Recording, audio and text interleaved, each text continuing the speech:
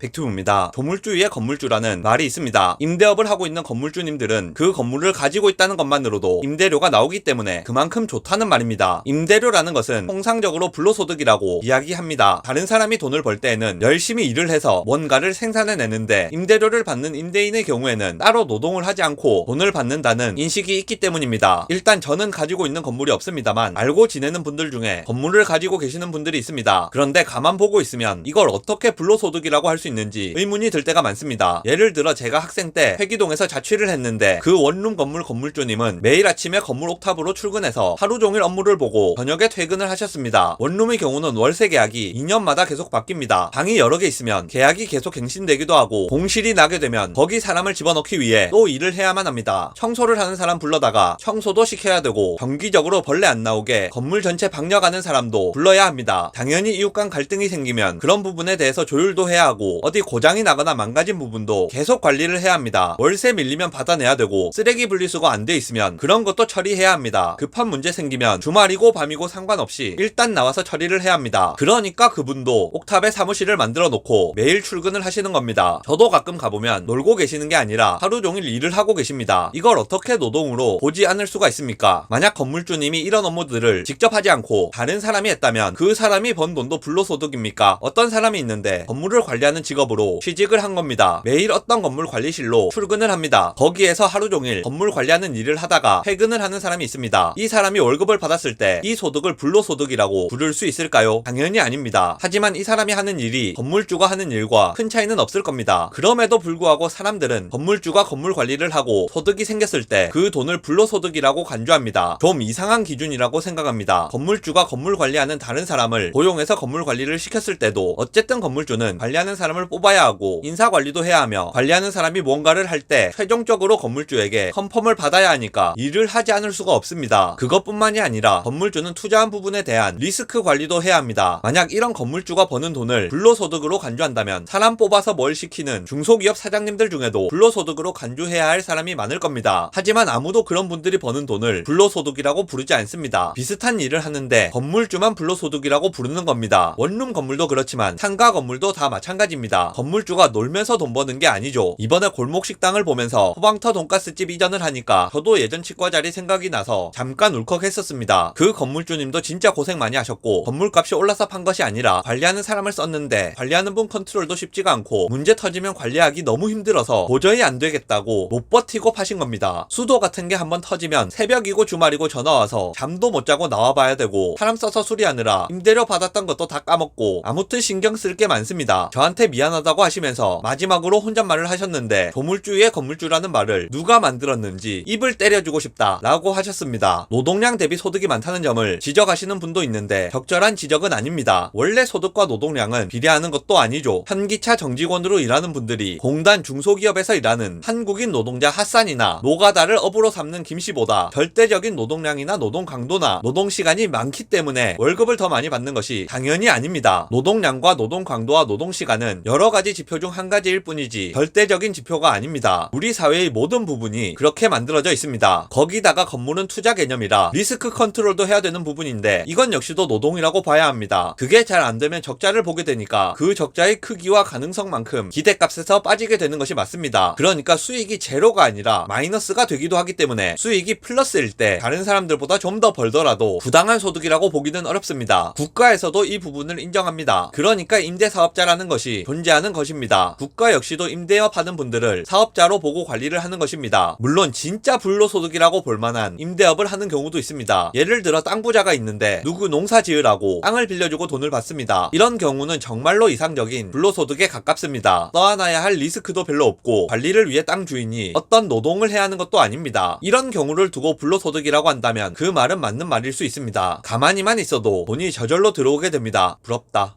하지만 실제로 건물 임대업을 하고 계시는 많은 분들의 경우를 보면 이런 경우와는 상당히 거리가 있습니다. 그런 분들에게도 불로소득이라는 말을 쓰는 것은 다시 한번 생각해볼 문제입니다. 영상 요약하겠습니다. 부동산 임대업을 하는 분들을 두고 불로소득을 얻는다고 표현하시는 경우가 있는데 맞지 않는 표현이라고 생각합니다.